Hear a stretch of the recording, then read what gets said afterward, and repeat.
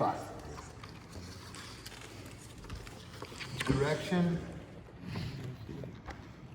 Okay, keep on Can going you up. see it? Okay, there's his feet. Toe, heel. Okay, cross at a 6, open at a 0. Oh, okay. Do you have a pen? Yes, I sure do. Yep. So 6, 0. Okay, 6 and 0. And posture.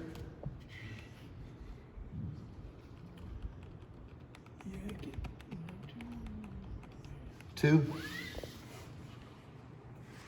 Okay, that's why you have such good command, even though you're really across. And what's making you crossed is this: you don't continue on. When you get that glute load, you got to ride that hip hinge as long as you possibly can. All right, lead leg. I'm sorry, backside rotation.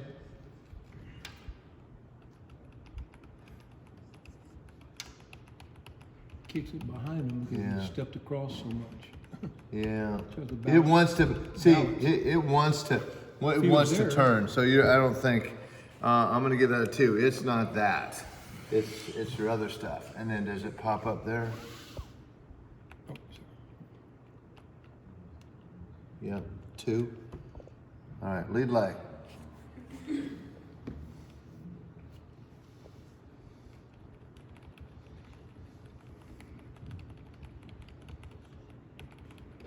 That's internally rotate all the way through. 0. Landing from above. Is that the 2. connection? 2. And how much instability do we have? Really good. 0. Okay. So, do you like drop intos? Yes. Okay. I'm going to do a lot of drop intos. When you say about his commando, is it? Yeah, were you being sarcastic? Are you saying like that he's throwing a lot of strikes, or is it? No. What is? That's the reason. That's the reason he's able to throw strikes, even that he's so across his body. Most people would be that far and would really struggle throwing strikes. I feel like sometimes his head is so out. Because he stepped across and Yeah, yanking his he's head stepping out. across. He across his body is a 6, and so he really has to fight to get back in. And but he still doesn't lose his posture very much. So this is why I'd say drop intos. That's exactly why I'm saying he needs to do those. And that's his thing. He needs to do drop intos and then double crow hops, stuff like that. Now here's how you do a drop into at home, right? You're here and you see all this paraphernalia and you're like, I don't have that, right? You don't have your own mark to build something. So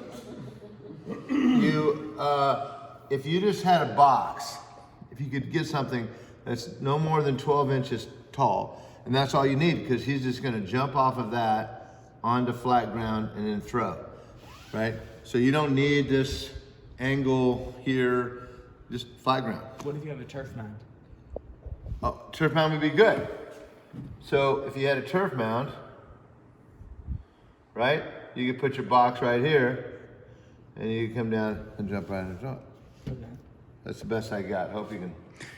And that right there would help with his head. Absolutely, because here's why.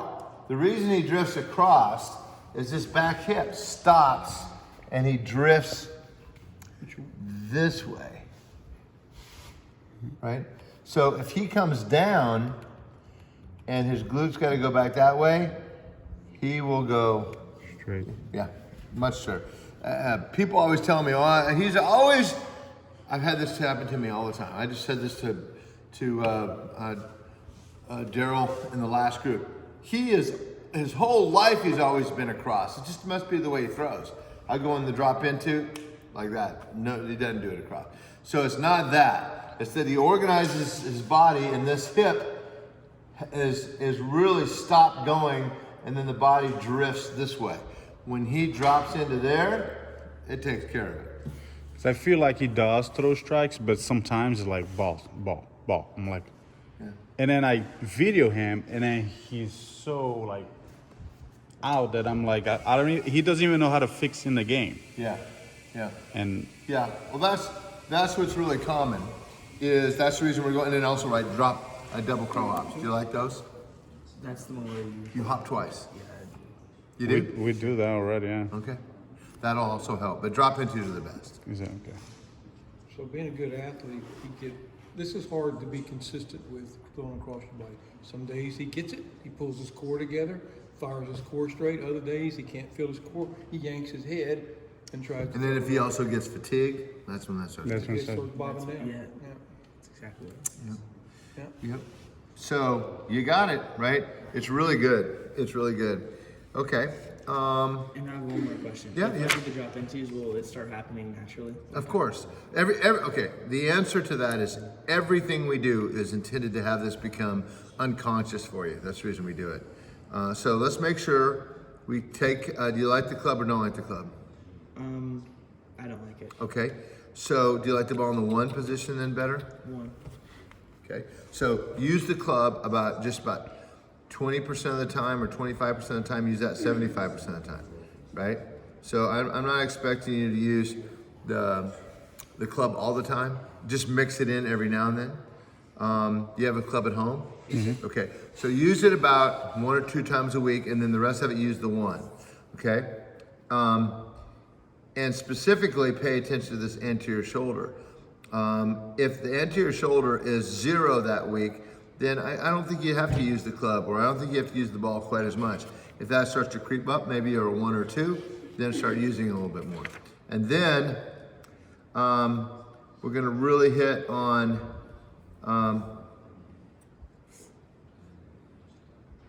this happens because of this. So I want you to hit hip hinge, and I want you to hit momentum. Lift as you lift, you're on your way, sort of thing. Very good, very good. How hard are you throwing now? In this last showcase, I hit 82. And what year of school are you? 2025, 8th grade. Okay. We just got to keep. You're going to be awesome, man. Just stay with it and don't get caught up in the Florida comparison trap.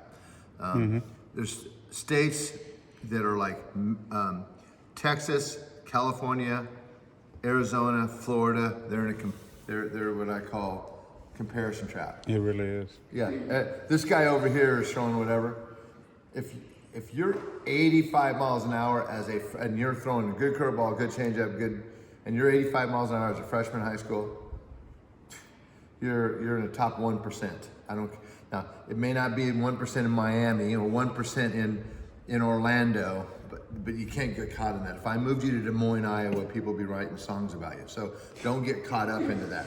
Also, you're in a culture, and especially in the culture, a lot of Latin kids will grow quicker and will age quicker. They'll look like they're 18, they'll look like they're 32 years old, right? And so you get caught up into that sort of stuff, right? Don't do that, right?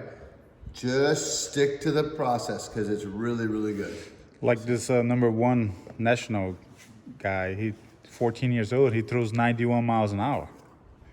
He's 6'6". I mean, he's a man. I mean, but it's still, when we see, our kids throwing 80, 81, 82, and this kid coming in at 91, it's like, what the hell? Yeah. Are we doing something that he's not doing? No, you're good. You're good. And if you're ever in doubt, just give us a call. We'll help you. We'll help you. Thank you.